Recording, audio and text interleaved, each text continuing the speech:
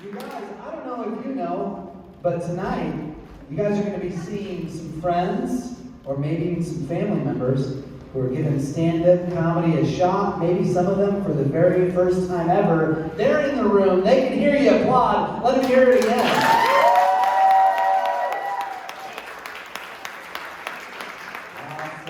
Awesome. We got some people who came all the way from Oregon here tonight. Thanks for coming out. Thank you. You get Oregon around the applause, you guys.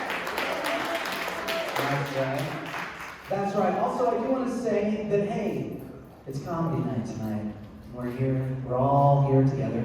If something's funny, you have total permission to laugh. If something's not funny, go ahead and laugh. Just go ahead. All right. Well, hey, let's go ahead and kick things off. I want to introduce you to their professor for 8 weeks. Please help me in welcoming to the stage the one, the only, Bree.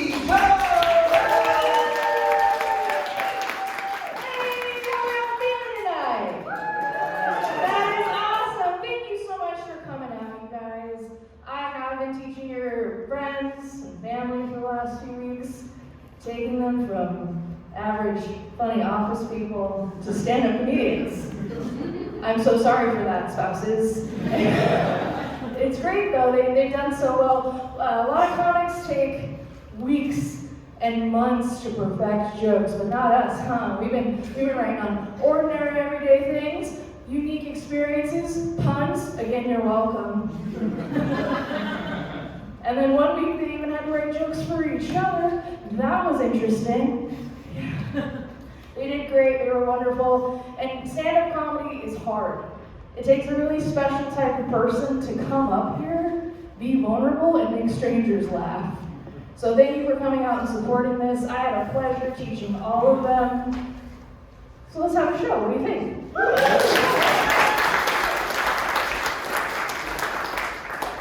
All right, with that being said, we have a very special host for you this evening. She was in the top 5 of Boise's funniest people, the last one before the pandemic. Sorry, COVID.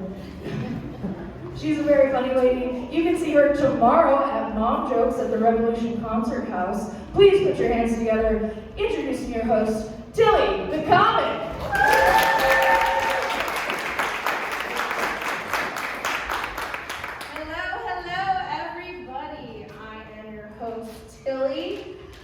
If you have not turned down your phones yet, could you do me a favor and do that for me? Just so no one calls you in the middle of your friends or family members' set. All right, I really appreciate you all coming out tonight. I do want to give a round of applause for you to give a round of applause to Bree, your teacher, and the wonderful person who's forced comedy into your lives. Yes. I've been doing comedy for a few years now, and I really enjoy it, and I got to see these new comics a few weeks back, so I'm really excited to see their final sets tonight. That'll be a lot of fun for me. Just want to tell you a little bit about myself. I am a mom to a young boy, so much like an adult film director, I deal with a lot of butt and wiener stuff. Yes. Hey buddy, cut. Can you quit doing that and go wash up? Thanks very much. I appreciate that. Hey buddy, take your fingers out of your butt and go get ready for dinner, okay? Thanks. I appreciate you so much. You know how raccoons find a really shiny object and they just polish the crap out of it? Yep, that's how young boys are with this area. And every male in the audience knows exactly what I'm talking about. Yes, but young dudes do this from the moment they discover this area. Until they are old enough to feel shame and hide it from their parents. My son is 10. Come on, shame. Come on, shame. Anyone else give birth to their own personal narc? Oh, my buzzkill. Oh. He has been obsessed with my personal vices, not his father's, just mine, since he was old enough to ask me to quit smoking cigarettes the first time. Yes, I did quit smoking eventually. Don't clap, I still resent him for it. And the other day, I came out of my garage after having a mommy moment, and he comes up to me in tears, and I was like, oh my gosh. It's like, Mom, you know I hate smoking, right? Yes, I quit smoking for you, okay? He's like, well, I think smoking is like smoking cigarettes. I think it's bad for you, Mom. Will you please quit smoking weed for me, please? I was like, oh my God, honey, over my dead body.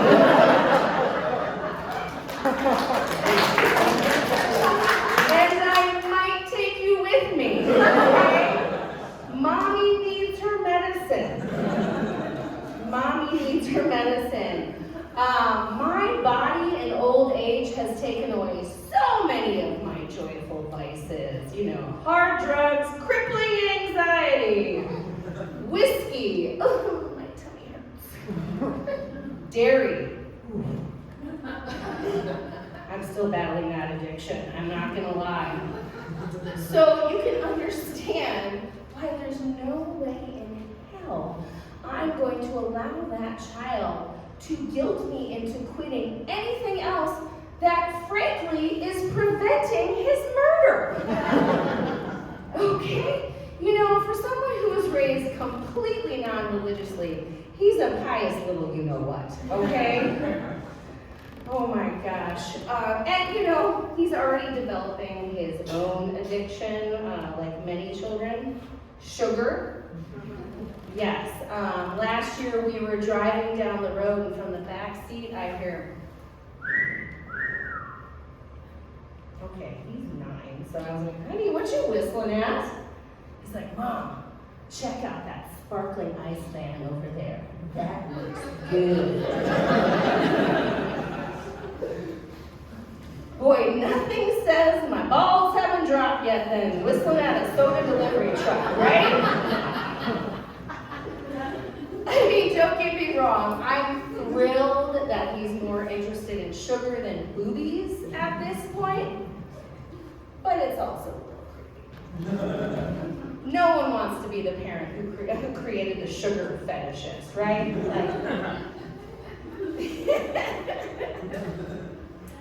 So 3 months into the pandemic, I realized I was not meant to be a stay-at-home mom.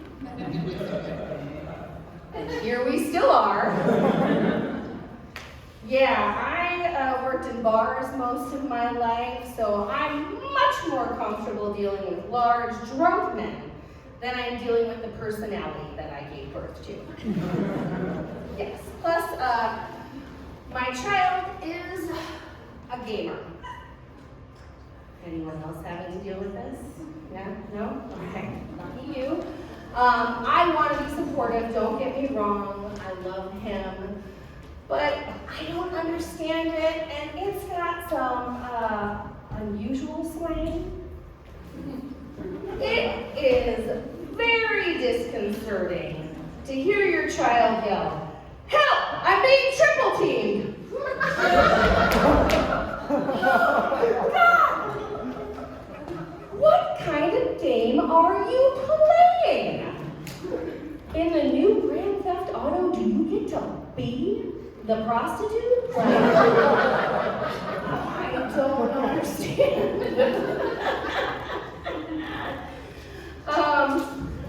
A lot of people tell me I look familiar. I think it's because I look like the sexually ambiguous gym teacher from your childhood. Hey everybody, I'm Miss T. I'm gonna lead you all in some stretches today. And then I'm just gonna sit here and watch you do laps. All right. Folks, are you ready to have a comedy show tonight? All right. Well, I hope you enjoyed my comedy. We are going to be bringing up your first comedian to the stage. I did not get a chance to see him last time. I did not get a chance to judge him, so you know what's going to be happening tonight. A lot of judgment. No, I'm just kidding. Please, please, put your hands together for the wonderful Chris Velasquez, everybody.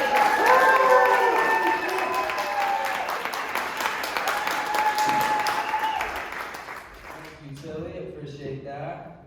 You know, most people expect when I come on stage to see like more so like a Mario Lopez kind of character or like a Rico Suave dude, and then all of a sudden I come on and they're just like, you? My man. Where's the Velasquez? I'm just standing here just like looking like the extreme right version of Pitbull.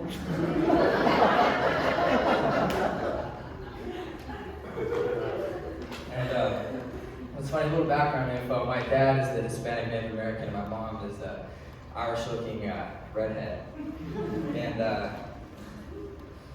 growing up, you know, I'm not mad at my dad for going for a white woman at all. I mean, you love who you love, right? But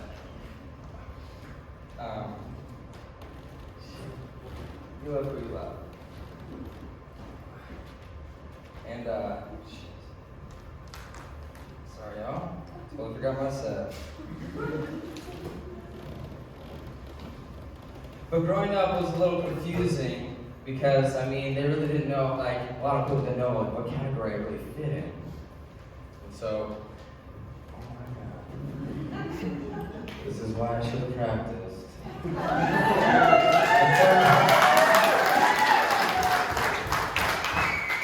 So yeah, it was a little confusing, didn't really have a place to belong, it was totally fine. I just felt like a brown kid in a white boy's body, and the sun was my greatest enemy.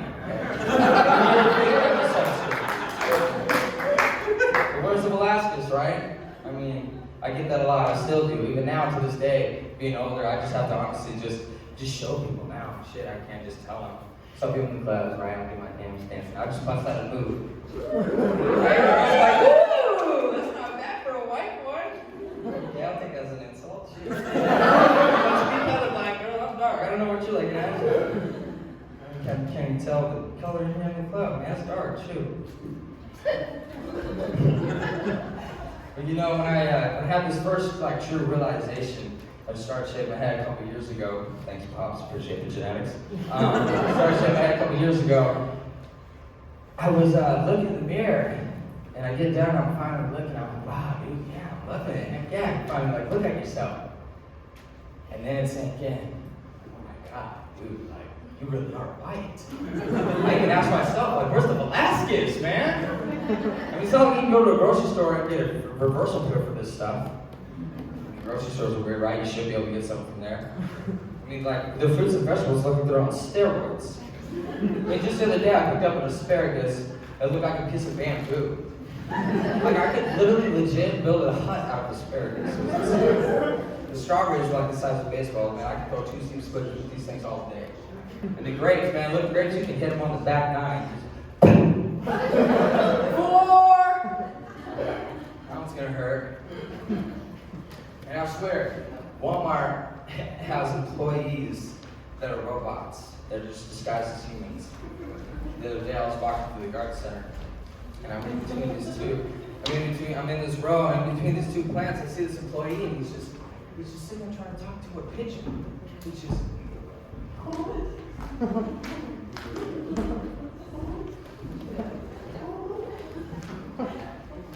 So I come walking around the corner, and I'm like, huh.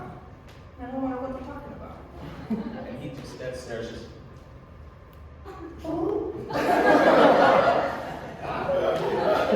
This man can read minds and talks to birds. It's great. My lady's just like, ooh, that's a pretty plant. Goes over, I'm just like, no, we're not getting plants here. There's pigeon shit on these things. You better plant somewhere else. This man's freaking me out. You know, what comes to my biggest concern, my biggest question about grocery stores is, where are all the cashiers? I mean, like, after a 3-hour scavenger night with a cart with only 3 wheels over, it's packed full of food, and you got 2 kids hanging on the side, and you're rolling up, and you got a sea full of checkout stands as far as I can see, and you only got 3 open? One of which is the express lane for only 20 items or less? Really making it hard. You always see that one person just come over and start trying to count the stuff.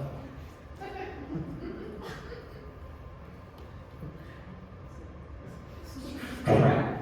I'm over it right now. I have to bite the bullet, put something back when you don't want to. Or, I mean, you can beg to get through the line, which nobody likes to do. Or you can go in the human line and wait an hour and a half. Midnight, I don't know, depends on who's checking you out. 9-year-old Betty over there taking her sweet out. Or you can figure out and do the self-automated checkout, which I believe that's what they're forcing us to do. They're giving up. Giving up completely and forcing us to do it ourselves. So I mean, when I walk over to this damn thing, I immediately look where to clock in, because I don't know about y'all, but I don't work for free. So do this, I don't work for free. It's not for me. I mean, everybody else at Walmart got a 2 to 3 week training course on this thing. We have to learn it on the fly? That's not right. It's not cool. So you want to know what I did? I took a cheat sheet home, stole it, not gonna lie. Memorized the whole fruits and vegetables list. That's why I said when I'm show up on a Sunday after church with everyone else, and I'm cooking, I'm moving. I'm moving faster than I'm moving this mic. I get bananas, right? Bananas, 92.14. Red pots, 91.10. Carrots, 18.14. I'm moving. I'm not here to mess around. I mean, literally it feels like you could be in the checkout stand. Damn near feels like forever. Especially if you have kids. I got 2, 5 and a 6-year-old. They just make it a little bit harder when you're trying to like kind of be quick about things. And by the time you have something rang up and put in the cart, they'll have 3 things already rang up. I just not fall off the cart. Jeez. So now you gotta find the order, cancel it, and then flag the lady down. You just gotta put your hand up like you're in elementary school again. Like when you spun out in the go-kart, like, come on, everybody's going by me. Don't forget about me. The kids are getting knocked. I know you hear me. She finally comes over with an employee card. I mean, you might as well give me the employee card. I'm doing everything myself anyways. So finally, after a journey through hell, I come walking out, and I get this, oh, excuse me, sir? Can I see your receipt? But you didn't just see me trying to find over product and pull a circus act for my kids for the last 45 minutes? You think I stole something? She's no comment. She's have a nice day, sir. Okay, I get it, alright, I get it. I understand why people leave the shopping carts in their parking spots now. It's called revenge, Walmart. Thank y'all for joining us for the show.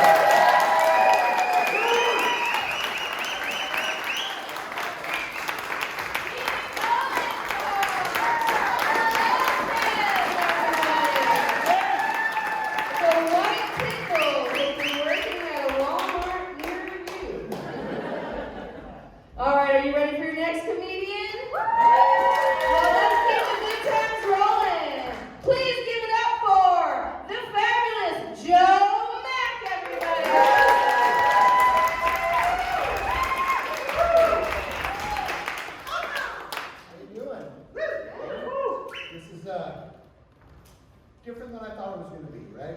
You get up here telling jokes. I've just been so used to just telling jokes on the fly.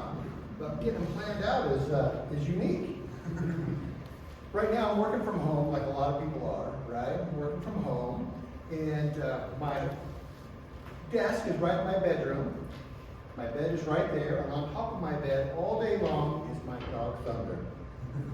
He just watches me, right? And he's a great dog, he's an amazing dog, super friendly, and he just waits for me to make a move, right? So we have this little tradition. For lunch, I go and I make a peanut butter and jelly sandwich. And then I go out to the backyard and I get one of these. You guys have a dog, you know what this is, right? And I get this thing on my hand, and I go out in the backyard with my sandwich, And this. So I've got this thing on my hand, right? And I'm picking up, I got too many of them. I'm picking up dog food, right? And he's following me around because I also have a sandwich. He also knows where the food is, but he never tells me. I walk around, right, and look for it, and he's following me right there. And he's saying, drop it down. Drop it down. Come on, drop that sandwich. And so I'm picking up poop, and I was, it's confusing, right? No, I didn't do that. What happened was a piece of dog crap fell out of his hand, right? Right there. Thunder comes charging around him, and he smells it. And he's like, he looks up at me and he says, why, Dad? Why? He's like, why what? Why are you eating dog crap? Man. So I had a little talk with him that I do eat dog crap, so leave me alone, right? So I'm walking around. So later on that day, we went to a dog park, a real dog park, because he's a great dog. He deserves it, right? So you go to the dog park, and we have a great walk. On the way out, it's a little busy at the gate, right? And there's this, people there going by on their bikes and stuff like that, and I always want to clean up right there, right? Just because I'm a responsible dog guy, right? And there was this little girl with a pink dress coming in here, and with her dog, like her little Shih Tzu dog, and I see this rock there. And I want to move it out of the way. It's right next to the gate, right? So I reach over there, and I went, I kick it, right? Well, it's not a rock. It's a soft ball of dog doo. Right? So I'm like now going, oh my gosh, what am I going to do? It's on my foot, right? So I flick it like that. Guess where it goes? Right on this little girl's pink dress. Right on there. So she is, of course, there with her mother. She's like, Mommy!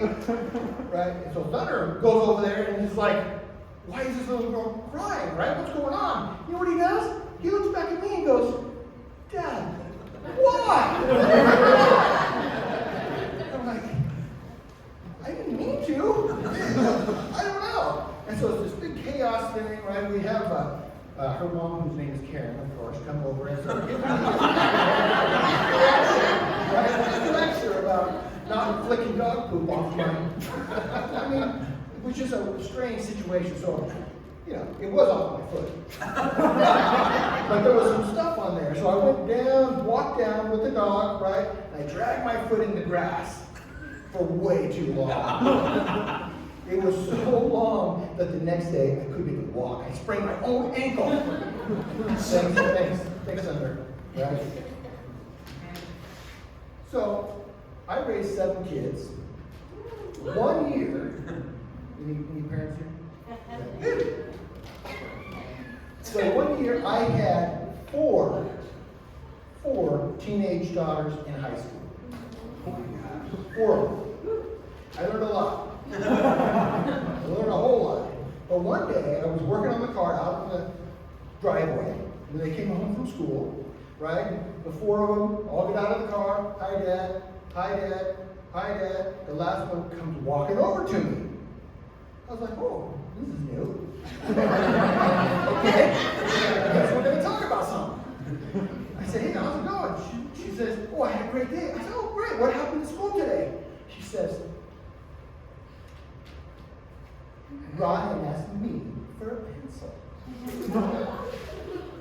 I was like, you're there 6 hours, right? Remember when kids went to school? There's 6 hours there, and all she remembers is that Ryan asked me for a pencil. I said, so? She goes, Dad, he could have asked anybody. I said, so he asked you for a pencil. And then I hear from inside the house, right through the window, he did? One of her sisters is like, get into this story. I'm like, I don't even know what happened. Right? Ryan forgot a pencil, and now what? So she comes out, right? They're talking about it, and I'm trying to figure out what's going on, right? And understand why. And I start to get it, and so I get to be I become dad, right? I'm like, well, so what? Maybe Ryan's an idiot and should have brought a pencil. So my daughter, who came out to talk to the daughter who's now in a love affair with Ryan because of a pencil, she looks at me, she says, Dad, why? Why, Dad? I'm like, because I'm a dad. Right? I have to give her a problem. So anyway, this is just recently, right? I took, any grandparents here? Grandparents. Sorry, my grandkids are much cuter, sorry. So we took them I took them over to McDonald's, and they're little, like 3 and 5, right? So we went over to McDonald's, and I order the food, and I come out, I sit it down on the table, and I'm trying to get them going, and the 3-year-old says, gotta go potty. Well, you can't leave a 5-year-old and a 3-year-old, right? In McDonald's by themselves, so I was like, oh man, so rush them off to the bathroom, did some things in the bathroom that I hadn't done in a long, long time, right? Got them all fixed up, hands washed, I come out, there's a lady at my table eating my food. So I go over to the manager and I'm like, hey, this lady is eating my food. And so he looks at her and recognizes her and says, yeah, she does this sometimes. What did she get? Right? So we replace the food. We're over there, we're eating, and I'm just simmering, right? And I'm like, this lady thinks she can steal my food. So, on the way out, I reached down and I grabbed her bag as we walk by. Right when I start walking out, she comes up to me and she says, why, sir? Why? I'm like, what do you mean, why? Your name's not Target? And it was quite a thing. My grandkids were crying. She was confused. It was really quite a fun time at McDonald's. That's my time.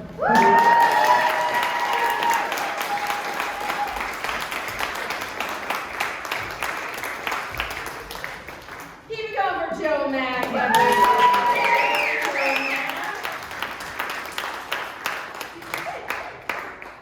I am not a grandparent yet, but I did become a mom at 37, which is considered geriatric in the OBGYN-FU community.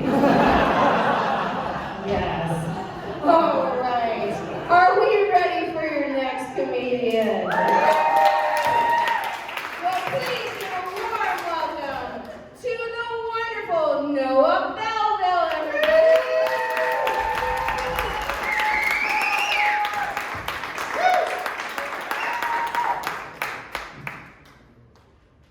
So everyone knows that moving sucks, right? And it especially sucks when you're 22 and living in today's economy. So about a month and a half ago, my old roommate stayed me 30 days. That same day, I also got broken up with. So the stress levels were up here. So what else would do but smoke a little devil's lettuce and use your special toys.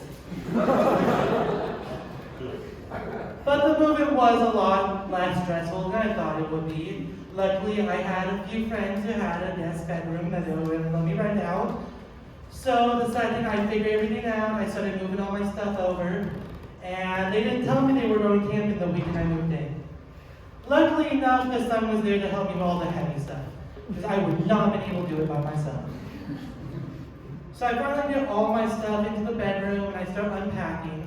And one of the first boxes I ended up opening had those special toys. So I put them aside in my nightstand and I threw all the boxes that came in into a trash pile so I could throw all the moving boxes away. Later that night, my friend's son, D, noticed I had all those boxes sitting out front. So he's like, let's burn them. And I've been working all day, so cracking a cold one by the fire sounded like fun. So we brought all the boxes out, we made some burning wood, and we just started a fire. Well, we're sitting around and having a good time, and we get down to one of the last boxes, and I noticed it had all the special toy boxes in them. So I looked at Dee, and I said, close your eyes. Said, what? I said, close your eyes now. I know you're 18, you're not innocent no more, but you do not need to see this side of me. So he did, and I burned the evidence. And I thought I was out of the clear until my friends came back camping the next day and they wanted to see my room, see how I set it up all nicely. I was so tired I wasn't paying any attention, and my friend ended up opening the nightstand drawer. Immediately I started freaking out. No. She starts laughing. And I said, what? She's like, don't you remember? I said, remember what? She said, we went and bought these when we got drunk and went to Hustlers. It was a 2-for-1 discount. And that's when I realized I probably shouldn't be drinking with it no more. But like a New Year's resolution, we were drinking that night. With the move though, I had to say goodbye to a few things. I left one of my jobs that I worked forever and I loved. I used to be a movie theater manager. And I ended up getting my best friend to work there with us. We ended up having this little tradition. When we opened, we would take some pina colada iced tea out of the ice machine and sneak in some rum. Let me tell you, being a day drunk at work is the best. I remember there's this one day, Kim and I are decorating for Christmas because we basically ran the theater ourselves. And we're having fun, we're listening to music, and my best friend Chad, he's sitting on a ladder and he's doing some decorating. Well, a fire Christmas song comes on, and he starts dancing away on top of the ladder. 5 seconds later, him and the ladder vanish into the abyss behind the counter. I later found out that he had some pina coladas without me, so he deserved it. I can't blame him though. He's the reason why I'm driving into hell with a Lamborghini. He's the one who turned me bad. I remember back when I was new to the Devil's Lettuce, we're over at his house, we're having a good time, and we decided to go to bed. So I go and I sleep on the couch, and I'm like, okay, I just want to go straight to bed. So I turn on Moana because Disney's easy to fall asleep to.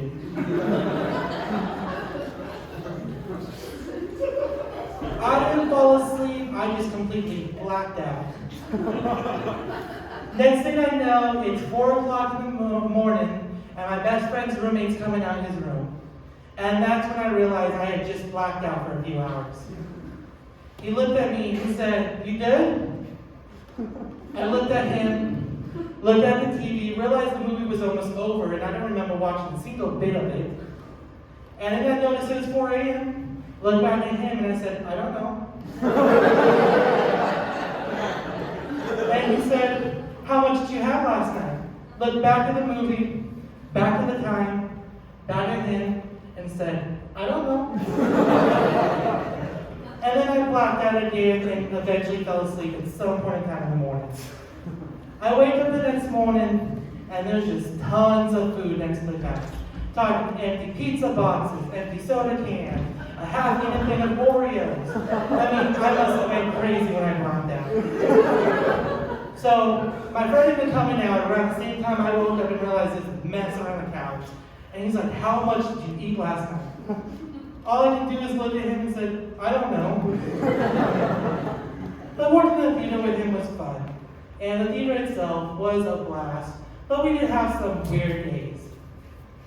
I remember there's this one day we had hired this newbie, and I didn't get a chance to work with him for his first couple of days. First time I got a chance to work with him was right after Super Bowl Sunday. So I am hungover and not ready to work. So, I apologized to him, he laughed, we told some jokes, we didn't know each other, and he ends up looking me dead in the eyes and said, I think we slept together. Me being hungover and not ready for a shock like that, I was in denial.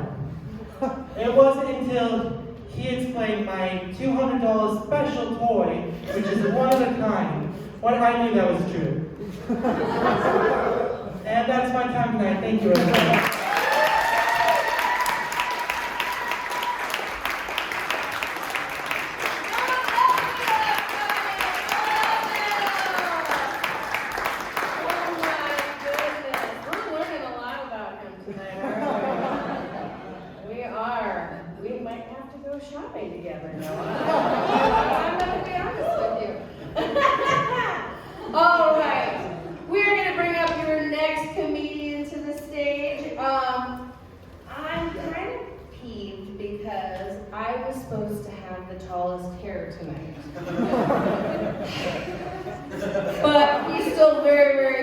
please give it up for Eric Doe?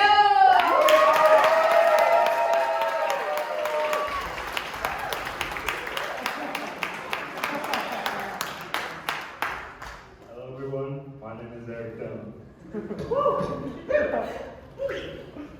Boy, must have sucked to be Jesus' dad.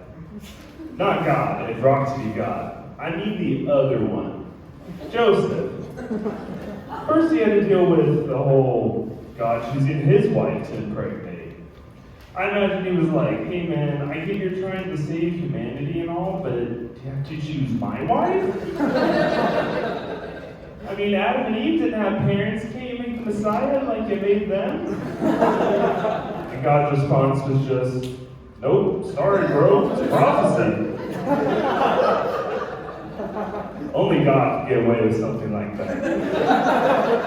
Because on paper, that sounds like it came straight from the mouth of a cult leader. Jim, do we have to drink this Kool-Aid? Yep, sorry bro, it's prophecy. Charles, do we have to kill Sharon Tate? I kind of like her. Sorry bro, it's a prophecy. Oh, it's also hard for him to measure up to God, Joseph. Imagine at the park, Jesus is playing with the other kids, and Joseph is talking to the parents, and one of them asks, so which one is yours? Jesus. Oh, you're God? Can you do a miracle? Everyone, gather around. It's God. We can do a miracle. No, that's the other one. I'm just Joseph. Oh, well, good for you. Also hard to bond with your son when his real dad is the master of the universe. Hey son, want to play catch and do carpentry?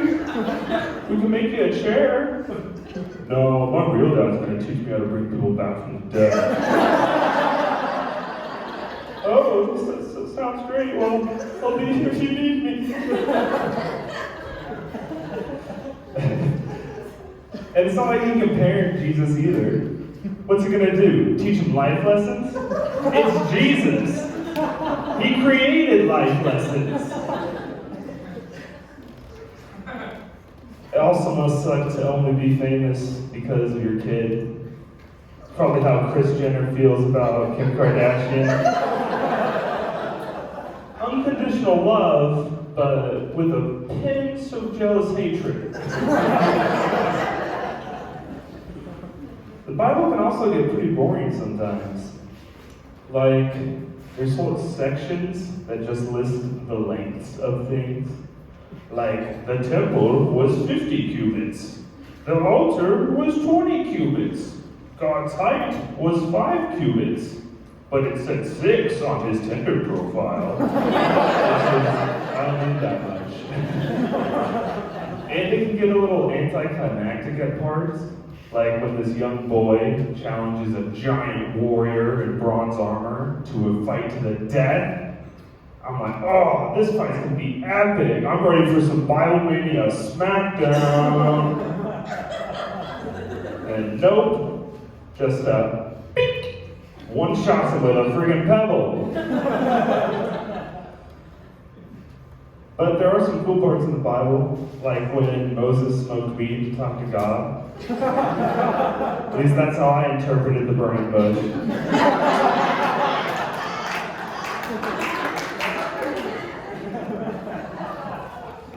I love Devil Went Down to Georgia because it implies Georgia is below hell, where it belongs.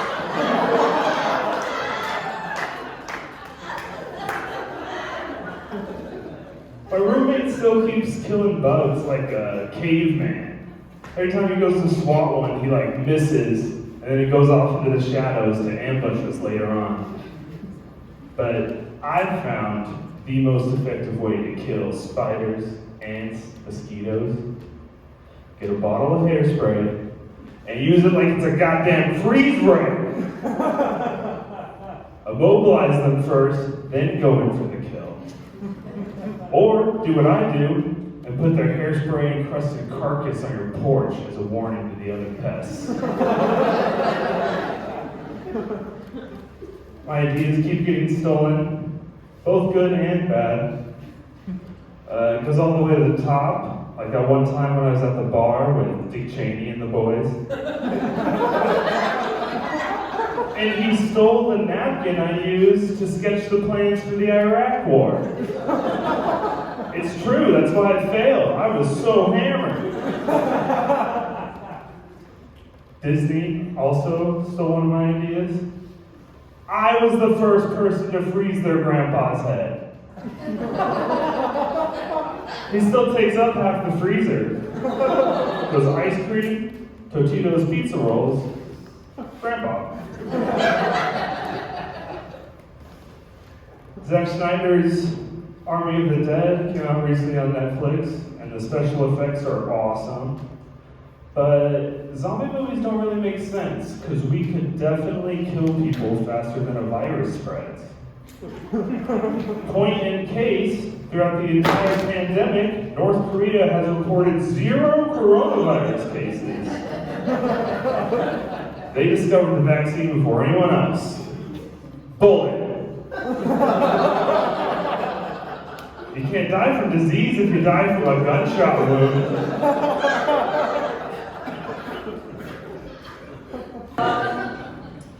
Sometimes I have to admit when I feel low, I go to the liquor store just to see if they want to card me. And if not, then I immediately call my med spa to get injections. But not Botox, because Botox is a protein made from a toxin that a bacteria produces. So let me translate. Botox is the bacteria's toxic poop. And that's what we're injecting into our faces to feel young again. The things we as women do to get ourselves a guy. We take the fat from our stomach and our legs and inject it into our butts, and then we take, squishy silicone pads and insert them into our bodies, and then there is 21st century wizards that slather chemicals onto our skin so that it peels, it's nuts. I mean, it's actually literally nuts, because when you do a peel, it literally looks like you just ate a peanut butter and jelly sandwich and then find out that you have a nut allergy. The other day, I literally thought the zombie apocalypse had arrived. So I'm in the waiting room of the med spa that I don't go to, wink wink. And this woman comes out of the treatment room and her face is bloody. I thought, oh my God, did Hannibal Lecter just rip her skin off or something? And her hair was tucked back and her, duck lips, and then her eyes were all swollen. And just as I'm thinking she's gonna walk over to me and eat my brains, she walks over to the counter and says, "How much do I owe you for today?" What? Are you seriously saying someone did this to you and you're paying them money for it? That's like going to the car dealership to get your tires stacked. Or going to the hairdresser to get your hair torched off. So I'm 54 and single and ready to mingle. Guys, I cannot tell you how much fun I'm having with online dating. Yes. So my profile, of course, says 44 because, frankly, I'm not ready to deal with, triple chins, nose hair, sagging scrotums. Honestly, it's just tough, when you unwrap the present for the first time, and you realize that most of the bulge in his jeans was just turkey waddle.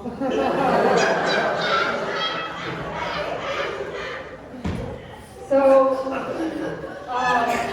what is up exactly with sagging scrotums? There are vaginal rejuvenations now. Why isn't there a procedure called scrotum rejuvenation? We as women get stuff getting them lifted all the time. Can we get a little courtesy from the guys and expect the same? Ladies, the day we have scrotum rejuvenations is the day of true gender equality. Women make little humans. Guys make beer bellies. Mommies get a mommy makeover or a tummy tuck, and dads get dad bods and expect us women to be okay with that. I want the male tummy tuck. I want the daddy makeover. How is it that we as women do all the heavy lifting when it comes to growing, breastfeeding and birthing little humans, and yet we are supposed to look beautiful? There are boob jobs for women. When are we getting permanent relief from man tits?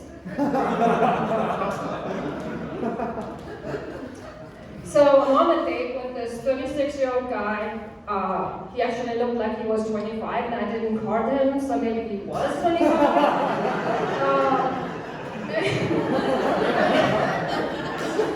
And we're sitting in my house for the first. I know, as a single woman, I'm supposed to meet in public, but come on, I mean, I own a gun.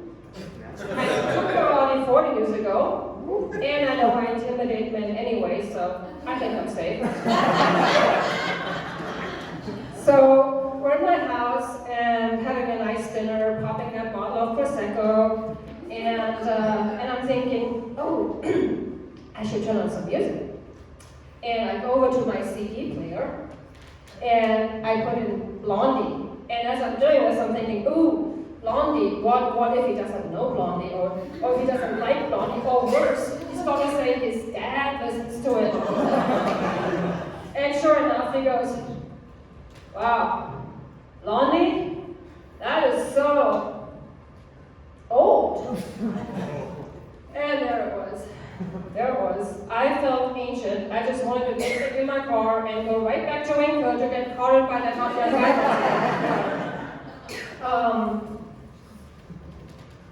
So when you get older as a woman, the body starts doing weird things.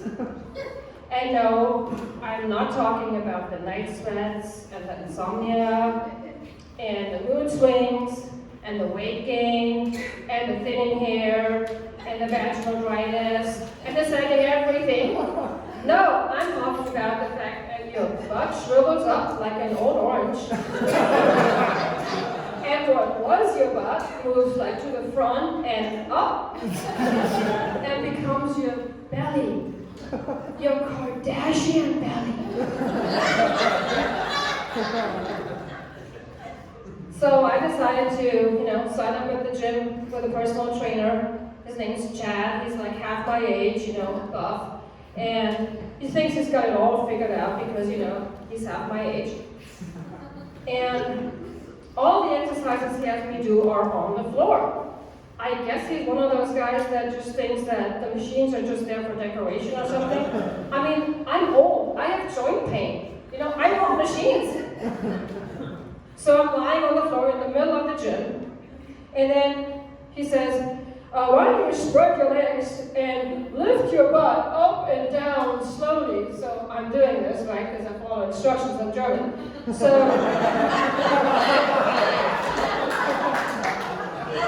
I'm doing this, right, and as I'm doing this, I'm looking straight ahead into, the face of a 73-year-old dude who's staring right at my crotch, right? And I'm thinking, oh, I don't want to give him that porno with Sam Wenzel as the actor, but I'm thinking it may be too late for that. And I'm thinking it's gonna happen. He's gonna take his shirt and his shorts off, and he's gonna show me, his beer belly, his man tits, and his cross-legged scrotum. So I'm obviously gonna do the only obvious thing and flip around and do a complete 180, and I'm now staring into the eyes of an oddly familiar-looking 36-year-old guy who leans over and says, "Hey Sam, I borrowed your AARP card. Hope you don't mind." That's my time.